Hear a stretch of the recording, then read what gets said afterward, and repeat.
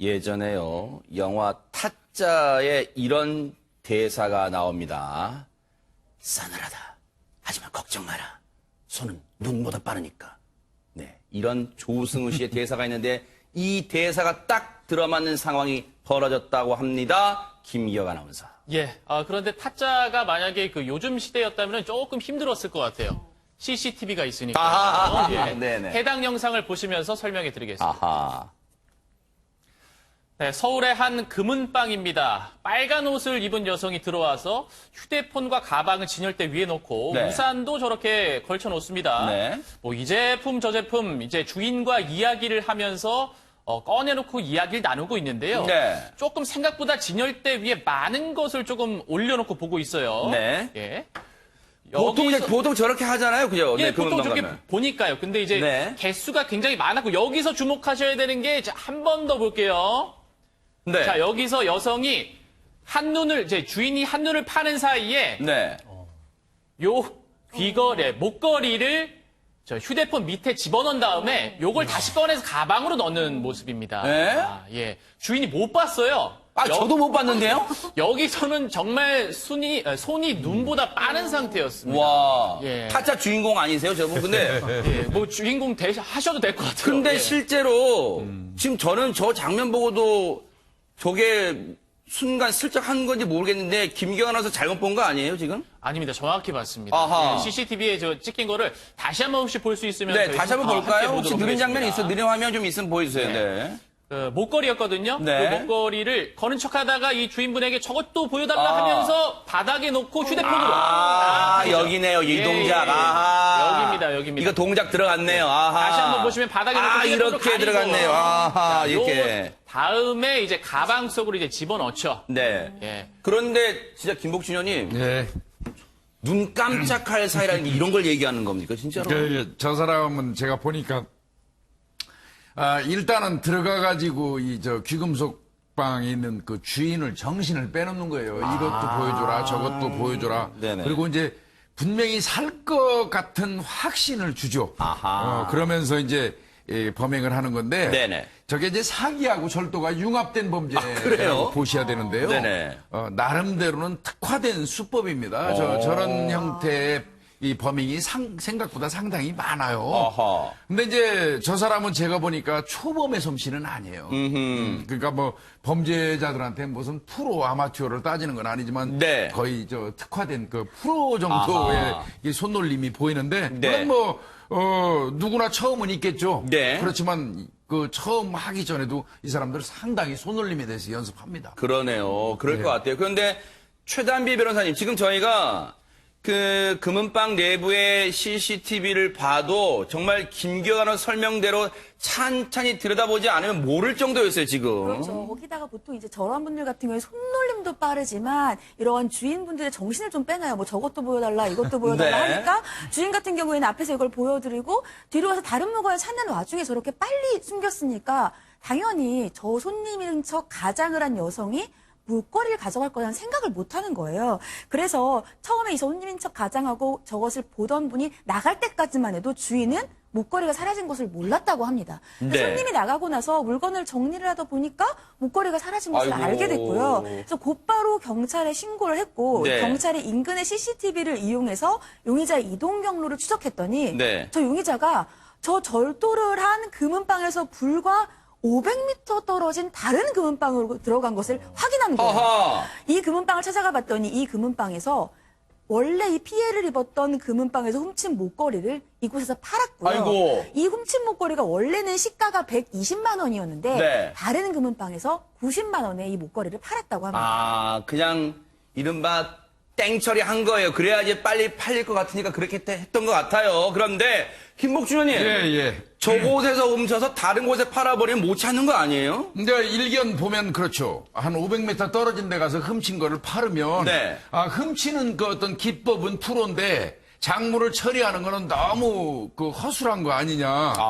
초짜 수준 아니냐 이렇게 생각할 수도 있는데요. 아하. 저는 그게 아니라고. 왜요? 왜 그러냐면요. 네네. 이 사람은 자신만만했던 거예요. 아하. 본인이 이 피해자, 요 전번에 작물, 귀금속을 훔친 네. 그 주인이 내가 감쪽같이 해치웠기 때문에 네. 눈치 못 챘을 거라고 아예 자신만만하게 생각한 거예요. 그러니까 자연스럽게 한 500m 정도 가가지고 네. 완벽한 범행했으니까 좀 모를 테니까 네. 한 500m 가서 저 금은방에서 네. 120짜리 90에 사세요 하니까 산 거 아니겠어요? 아하. 근데 저는 이 작물 취득 부분도 따져봐야 될 것 같아요. 네. 120짜리를 90에 샀다면 어떻게 보면 터무니없이 이 금값을 쳐주고 샀다면 그 주인 그 귀금속을 사준 사람도 작물 취득의 의사가 있지 않을까 싶어요. 뭔가 이 금은방 주인분들은 나름대로 그쪽에서 전문가분들이잖아요. 그래서 이거를 이 시세보다 싸게 파는 건 뭔가 좀 의심스럽다라고 그렇게 생각해 볼 만한 대목도 있는데 어쨌든 그걸 팔았다는 거예요. 그런데 이 사람이요. 어쨌든 신고를 받고 출동한 경찰이 CCTV를 샅샅이 훑은 덕분에 검거할 수 있었는데 이 사람 검거에 순순히 응했을까요? 경찰 얘기 들어보시고 이어가 보도록 하겠습니다.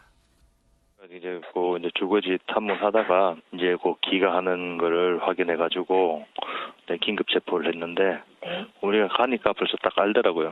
지들이 놀라더라고요. 그런 부분은 순순히 시인했고 그렇습니다. 이전에 그 동종에 유사 전과는 있었습니다.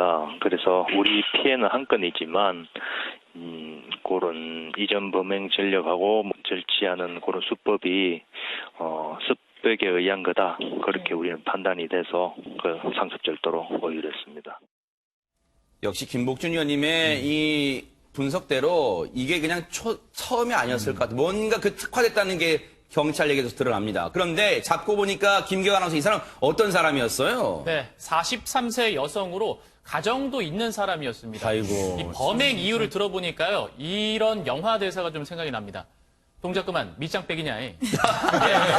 진술을 어떻게 했냐면요. 네. 내가 왜 그랬는지 모르겠다. 내 안에 주체할 수 없는 뭔가가 일어나서 뭐예요 이게? 이런 일을 벌인 것 같다. 네. 동작 그만, 진술 빼기냐. 이런 게 좀 생각이 네, 납니다. 역시 우리 예능감이 있어요, 우리 김경아 아나운서. 그런데 자 다시 돌아와서요, 김동철 원장님 앞서 그 CCTV 봐도 정말로 무슨 당황하는 기색이 전혀 없어요.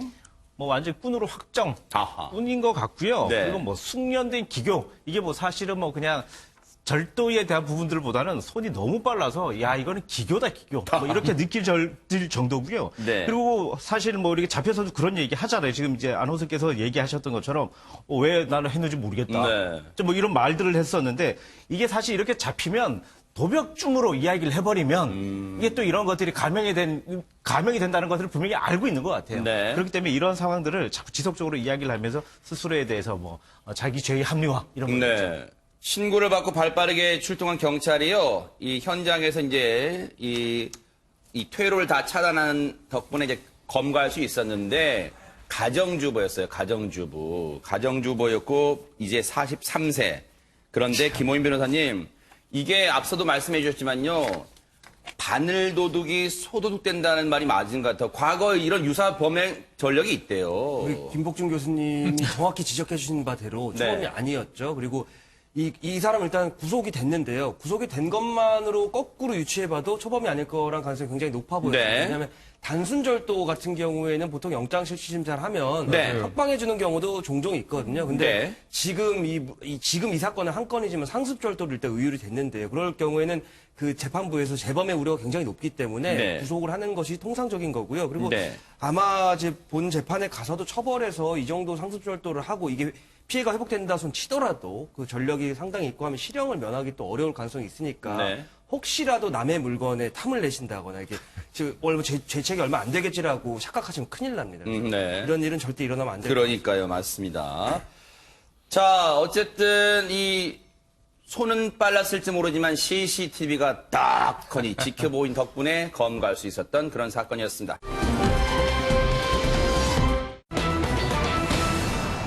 저수지에서는 수영 금지되어 있잖아요. 그런데 저수지에 몸을 던진 남성이 있답니다. 대체 어떻게 된 일입니까? 김기혁 아나운서. 네. 이 영상을 보시면 굉장히 좀 아찔할 겁니다. 아하. 네, 한번 보면서 설명을 해드리겠습니다. 네. 네, 대전의 한 저수지입니다. 하얀색 상의를 입은 남성이 무언가를 구조하기 위해서 안간힘을 쓰고 있습니다. 아하. 네, 구명 튜브를 이용해서 그리고 기진맥진한 상태로 물 밖으로 끌고 나오는 것은 다름 아닌 사람이었습니다. 네. 네, 깊은 물속에서부터 한 남성을 구조하느라 많이 지쳐 보이는데요. 끝까지 이 남성을 끌어안고 물가로 나옵니다. 아하. 네, 주변에 있던 또 경찰관들, 소방관들이 응급 조치를 하는 모습이고요. 네. 예. 저렇게 뭔가 지금 긴박하다는 게 저 화면에서도 느껴지잖아요. 네. 그러면 지금 저 상황이 뭔가 지금 구조하는 장면이잖아요. 네. 그러면 저 빠진 사람 어떻게 됐고 지금 어떤 상황인지 일단 좀 파악할 수 있습니까? 네네, 사건 네. 대유에 대해서 말씀을 해드리겠습니다. 일단 지난 5월 25일에 일어난 일이었습니다. 네. 대전 유성구 진잠파출소로 신고가 들어오는데 네. 나의 친형이 이제 목숨을 스스로 끊겠다며 집을 아이고. 나갔다라는 신고가 들어와서 세상에. 이제 동생이 신고를 한 거죠. 네. 이 연락을 받고 경찰이 이 형의 휴대전화를 추적해서 출동을 합니다. 네. 저수지로 확인이 됐고요. 실제로 가보니까 저수지에 뛰어내린 상태였어요. 아이고 아까 그 그래서- 상황이었군요. 맞습니다. 네. 그래서 이 남성을 보자마자 이 경찰 한 분이 네. 바로 제복을 벗어 던지고 그 밑으로 뛰어든 겁니다. 네. 다행히 정말로 다행히 이 경찰관과 이 남성은 구조가 됐죠. 네, 두 분 다, 네. 천만다행이에요. 네. 그런데요, 저수지라고 해서 물이 고여있을 거라고 생각하지만요, 물살도 빨랐답니다. 그렇기 때문에 정말 위기일발의 순간이었어요. 상당히 절체절명의 순간이었어요. 보기만 해도 아찔한데요. 저 당시에 망설임 없이 저수지 10m 아래 저수지로 뛰어든 경찰분 얘기 들어보시고 이어가 보도록 하겠습니다. 다리 난간에 이제 매달려서 이렇게 서 있는 그 자살 기도자를 발견을 했거든요. 네, 그래서 이제 그 자살 기도자랑 좀 대화를 시도를 해보려고 하는데 이제 바로 이내 안 좋은 선택을 해서 이제 저수지에 그대로 빠졌어요. 조장님께 말씀을 드리고 이제 저도 이제 제복을 벗고 바로 이제 뛰어내렸거든요. 지금 아니면 이제 물 안 되겠다는 그런 생각만 했던 것 같습니다. 이제 다행히 의식은 있어가지고 이제 어느 정도 의사소통은 가능한 상황이었고요. 후송돼서 이제 나중에 알아본 바로 생명의 지장은 없다는 내용을 들어가지고 다행이다라는 생각이 들더라고요. 김복준 의원님, 예, 예. 우리가 저 상황을 보면 경찰이 당연히 뛰어드는 게 당연하지 하고 생각하겠지만 저는 그렇게 생각 안 하는 게요. 일단은 전 일단 수영 자체를 못 하거든요. 물도 네. 무서워요. 예. 말이 10m지 저 10m 아래 뛰어든다는 게 쉽지는 않을 것 같습니다. 제가 보니까 이 난간 교각 부위이기 때문에 물살이 좀 상당히 셀 거예요. 그리고 그 근처는 대체로 이제 소용돌이 있는 곳도 있고 하니까 사실상 그 여건 환경은 굉장히 위험한 곳이 맞고요. 그리고 이제 뭐 군에 갔다 오신 분들은 다 알겠지만 10m에서 11m의 높이가 인간이 가장 공포를 느끼는 높이입니다. 그 높이에서 밑으로 뛰어들어오는 것 자체도 사실은 쉽지 않은 일인데요. 제 판단은 그런 것 같습니다. 우리 이영학 경장이죠. 네. 이영학 경장이 위험이고 뭐고 이거 생각 안 한 것 같아요. 세상에. 그냥 살리겠다는 생각만 일단 있었던 것 같아요. 네. 그리고 이제 조금 보태면 수영은 좀 하지 않았을까 싶기도 하고요. 그런데 사실은 경찰을 하건 소방관을 하건 그렇습니다. 어떻게 위급한 상황에 있는 사람을 목전에다 두고 그거를 내가 속수무책으로 쳐다만 보고 있다가 이제 만약에 그 사람이 희생되거나 이러면요. 그게 평생 동안 트라우마로 남아요. 내가 과연 경찰로서도 혹은 내가 어떤 그 소방관으로서 이게 옳은가. 아마 이제 이게 평생의 한이 되기도 하고 트라우마로 남거든요. 네. 그래서 이제 그런 부분이 이제 늘 마음속에 존재하는데 네. 우리 이경장 같은 경우는 이제 그런 부분 때문에라도 아마 줄을 잡고 있는 조장을 믿고 과감하게 뛰어들어서 저렇게 했을 것 같은데 네. 저거는 엄청난 용기가 아니면요. 그러니까요. 경찰이라가 아니라 이영학이라는 이 사람 개인적인 성향 자체가 그건 용기입니다. 용기가 그러니까요. 있으니까 가능한 겁니다. 남의 위험에 처했을 때요, 이 본능적으로 남을 구하겠다는 그런 본능이 경찰이 이전에 그런 마음이 내재되어 있는 그런 성품을 가지신 것 같아요. 그러다 보니까 김동철 원장님, 지금 아니면 앞서 그 말씀 중에 보니까 지금 아니면 안 되겠다 이런 생각이 들었다는 거예요. 정말로 그 순간에 정말 찰나의 순간의 판단이 소중한 생명을 구했어요, 진짜. 지금 이야기하신 것처럼 찰나의 순간의 판단이 네. 결국 사람 생명을 구했잖아요. 지금 이제 인터뷰에서도 나온 것처럼 지금 이제 그 물속에 있는 분이 네. 이게 떠오르지 않더라는 거죠. 아이고. 그러면 이 시간이 아니면 정말 위험하다라고 생각이 들었었고 네. 제복을 바로 벗고 물에 뛰어들었다는 거 네. 아니겠습니까? 물에 뛰어들어서 일단 구출을 했는데 이게 사실 경찰의 의무 중요하죠. 근데 경찰의 의무보다 김복준 교수님이 얘기해 주셨던 것처럼 의협심이 네. 앞선 경찰이다. 이렇게 네. 얘기하고 싶습니다. 그러니까요. 지금 들어가면 살릴 수 있겠다. 이런 생각만 했는데 사실은 이 가족들의 마음도 얼마나 애가 탔을 거예요. 정말로 이제 이 김기혁 아나운서가 그 얘기 좀 해주세요. 이제 우리 이영학 경장한테 이제 뉴스파이터 취재진이 들어봤는데 아내에게 사실대로 얘기를 했을 거 아니에요. 네. 그럴 때 뭐래요? 네. 사실대로 이야기를 했더니 처음에는 이제 좀 자랑스럽게 생각을 하면서도 네. 걱정을 많이 했는지 눈물을 보였다고 합니다. 그러니까 아내 가족의 입장에서는 또 그럴 수 있잖아요. 물론 세상에. 경찰로서 의무를 다해서 용기 있게 이제 물속으로 뛰어들었지만 또 가족이 바라봤을 때는 가족의 그 생명도 걱정이 되는 거거든요. 그러면서 이제 그 와이프도 마냥 칭찬해 주지는 못하고 아쉬운 소리를 좀 했다고 해요. 근데 그게 또 미안했는지 장문의 카톡을 우리 이 경장에게 또 보냈다고 진짜예요? 합니다. 네. 그래서 아내분이 네, 그래서 그러니까 그 장문의 카톡을 보고 이 경장님도 이제 많은 생각을 하게 됐다. 그러니까요. 얼마나 아내분께 걱정되면 이렇게 만감이 교차했을까. 그러니까 눈물도 흘리고 그러잖아요. 근데 그 장문의 SNS 내용이 뭐였습니까, 최단비 변호사님? 정말 장문이었는데 그 장문 중에서 조금 일부의 내용을 말씀을 드리면 네. 이 아내분께서 좋은 일을 한 오빠에겐 미안하지만 화가 났어. 경찰 일을 시작했을 때부터 걱정하던 일이 당신한테도 일어나는구나 싶어서 아이고. 이번이 마지막이 아닐 것 같아서 걱정이 더 커졌어. 맞아요. 우리 아기도 생긴 만큼 더 걱정되고 아이고, 저 우려되는 건 애기군요. 사실이지만 아이고. 만약 같은 상황에 또 맞닥뜨리게 된다면 덜 위험하게 행동해주면 내가 마음을 조금 내려놓을 수 있을 것 같다. 용기 있게 사람 목숨 구해준 건 정말 잘한 일이고 당신이 자랑스럽다라는 내용이에요. 전 이걸 보면서 아내분도 참 저는 이제 뉴스파이터를 하면서 경찰분들도 경찰분이지만 경찰분들의 가족도 또 하나의 경찰이구나라고 싶은 게 저 아내 입장에서 저 어린 아기의 아버지이자 자기 남편인데 위험한 일 했을 때 얼마나 걱정이 됐겠어요. 근데 그것을 타박하는 것이 아니라 또 이런 일이 맞닥뜨리게 된다면, 그러니까 남편의 성격을 아는 거예요. 또 이런 일을 하겠지. 그러면 그때는 덜 위험하게 해달라라는 부탁을 하는 걸 보면서 참 현명한 아내이시구나라는 생각을 했습니다. 이거는요, 뭐, 멀리서 들을 필요도 없어요. 우리 32년간 새벽밥도 못 드시고 현장에 출동하고 며칠 동안 잠복하시고 32년간 현장만 누비신 경찰 생활하신 김복준 의원님 그 사모님께서도 아마 이 심정이 있었을 거예요. 당장 때려쳐라고 말하고 싶지만 그렇게 말씀 못하는. 네. 저도 뭐 이거보다 더 험한 거 많이 겪고 위험한 상황 많이 처해서 그 집사람한테 많은 얘기 들었어요. 근데 우리 그 이영학 후배 경찰이니까 한 거예요. 네. 근데 이제 이영학 후배 우리 후배 경찰도 지금 그 아내가 써준 편지 문자 끼고 사셔야 돼요.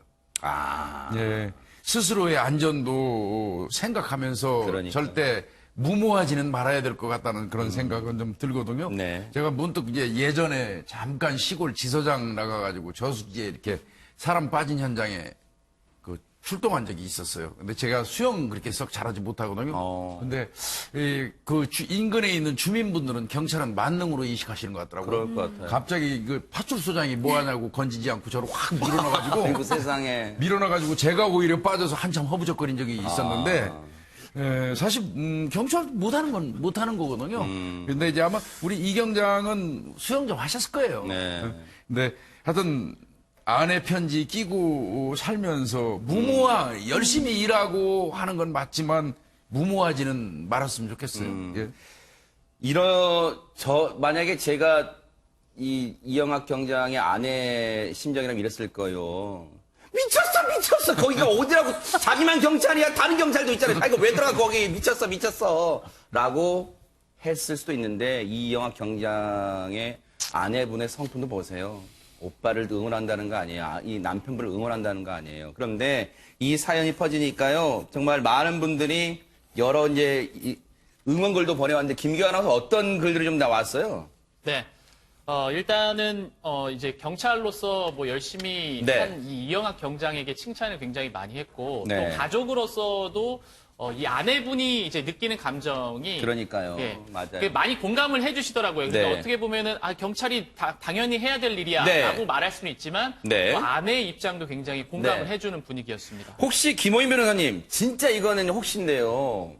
저렇게 이제 구조로 들어갔어요. 이영학 경장처럼. 그런데 혹시 이제 안 좋은 상황이 이제 벌어진 거예요. 이렇게 되면 혹시 뭐 경찰분이 책임지고 그러는 게 없겠죠? 그럼요. 일단은 이 사건에서는 이제 안 좋은 일은 없고 좋은 일만 네. 이제 결과가 남았고요. 혹시 이 경장님께서 구조를 하려고 하시다가 이 구조된 남성이 안 좋은 결과가 있다가 하더라도 이 경장님이 책임질 분은 전혀 없고요. 그거는 이제 그 경찰 공무원 자체의 임무를 수행하다가 발생한 일이기 때문에 그럴 일은 전혀 없으니까 혹시라도 그런 염려가 있으시다면 걱정하지 마세요. 그러니까요. 물론 정말 경찰분들의 안전도 정말 소중하다는 것 말씀드리고 다시 한번 우리가 칭찬을 안 해드릴 수가 없죠. 대전지방경찰청 유성구의 진잠파출소의 이영학 경장님 정말로 이 시간에도 전국 곳곳에서 정말 열심히 일하고 계시는 경찰분들의 명예를 드높였다는 생각을 합니다. 정말로 감사의 박수를 뉴스파이터가 보내드리겠습니다. 사모님도 정말 멋지세요. 힘내시기 바랍니다.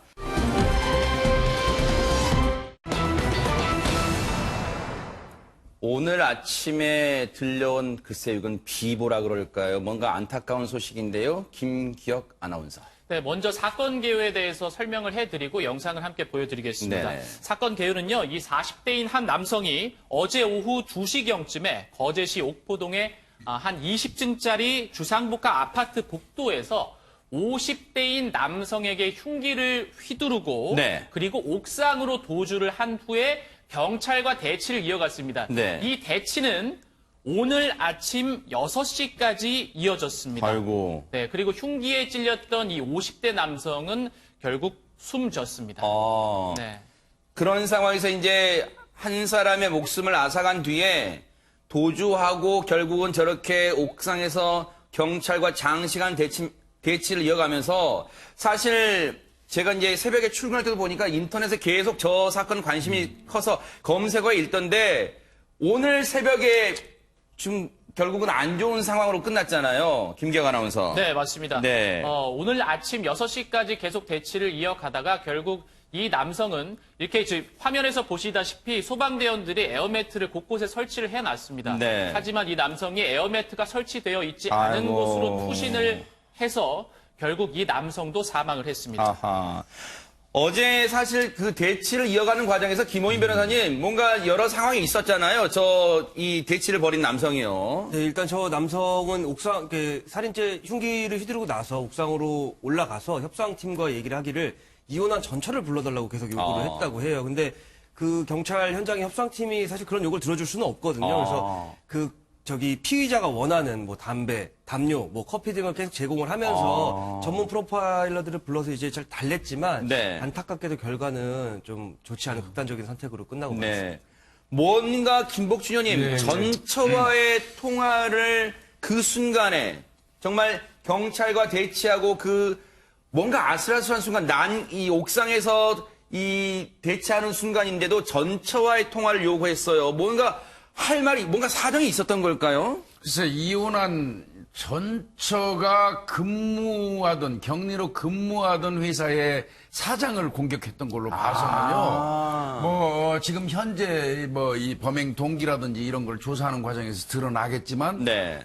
일정 부분 어떤 연관 관계가 있을 것은 보입니다. 그래서 그거는 이제 추후에 아마 이제 조사가 될 걸로 확인이 네.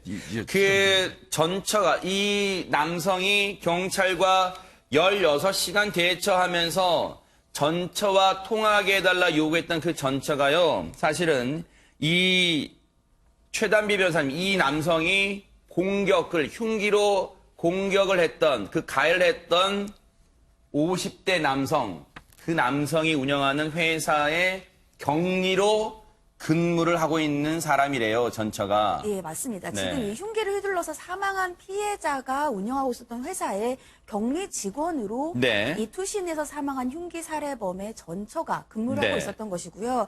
이 남성과 전처 같은 경우는 지난해 5월에 이혼을 했는데 네. 이 남성은 이혼하고 나서도 전처의 행적을 지속적으로 의심을 했다라고 해요. 그래서 이러한 전처의 행적을 의심을 해서 결국은 전처가 일하는 사무실까지 찾아와서 이러한 흉기 난동을 벌인 것이 아닌가라고 경찰은 추측을 하고 있고요. 네. 지금 이 흉기 살해범 같은 경우에 이미 투신을 해서 사망을 했기 때문에 이런 동기 같은 것들은 지금 말씀드린 것처럼 여러 가지 상황상 추측을 할 수밖에 없는 상황입니다. 그러다 보니까 이제 이제 화면도 나왔고 지금 사진도 잠깐 나옵니다만 저곳이 이 아파트입니다. 그러다 보니까 많은 주민들이 뭐 밤새 잠을 설치신 분도 왜냐하면 경찰이 계속 출동해 있고 다 소방대원도 다 옆에 현장에 와 있으니까 그리고 이 새벽까지 대치가 이어지다 보니까 김동철 원장님 주민분들의 불안감도 이만저만이 아니었을 것 같아요. 대치 상황이 상당히 이제 길어지면서 네. 한밤중까지 주민들이 앞에 나와서 이제 상황을 이제 눈여겨봤고요. 그랬을 것 같아요. 그리고 투신이 일어나는 그 시점에 쿵 하는 소리가 아오. 이제 심하게 들렸기 때문에 주민들이 또 바깥에 일부 주민들이 나와서 현장을 직접 찾아보기도 하고 했었거든요. 네. 제가 걱정이 되는 부분들은 뭐냐면 이게 특정 지역, 주거 지역이잖아요. 네. 그러면 성인들만 있는 것이 아니고 아이들도 주변에 상당히 많이 있었을 것이고 아마 못 보기는 했겠지만 그렇죠. 이 소문은 상당히 쉽게 퍼질 수 있습니다. 그렇기 때문에 이 지역에 대해서 상당히 지역 특성에 대한 트라우마가 분명히 생길 수는 있고요. 그리고 아이들도 그렇고 공포에 대한 파장 효과가 아마 상당히 있지 않을까라는 근데 생각이 이제 듭니다. 아쉬운 네네. 부분이 조금 있어요. 뭘까요? 16시간 동안 아마 네고시에이터 협상 전문가가 붙어가지고 그가 원하는 뭐 라면, 담배, 점퍼 같은 거를 공급을 하면서 계속 설득을 했던 거 아닙니까? 네.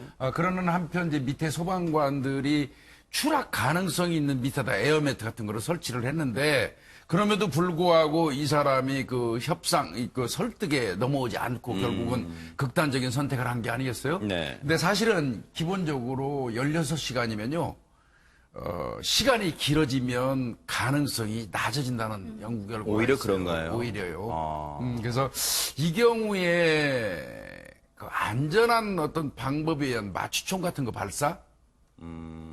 뭐 이런 것 물론 뭐 고려는 했을 겁니다. 근데 난간 쪽에 뭐 바짝 다가간 상태에서 또 마취총 같은 걸 잘못 쏴가지고 맞아서 오히려 추락하면 위험할 수도 있겠지만 하여튼 뭐 여러 가지 조금 뭐 저 개인적으로는 좀 아쉬운 부분이 있어요.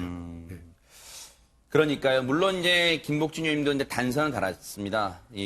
현장에 출동한 경찰도 여러 가지 상황을 보고 판단을 내린 결과 계속 위기협상팀을 통한 이 설득을 계속 벌인 게 아닌가라는 이제 생각도 해 봅니다만 어쨌든 결과가 이제 이렇게 안 좋게 끝나다 보니까 경찰들의 부담도 좀 컸지 않을까 이런 생각도 해 봅니다. 뭔가 좀 씁쓸하고 안타깝게 좀 끝난 그런 사건이었습니다.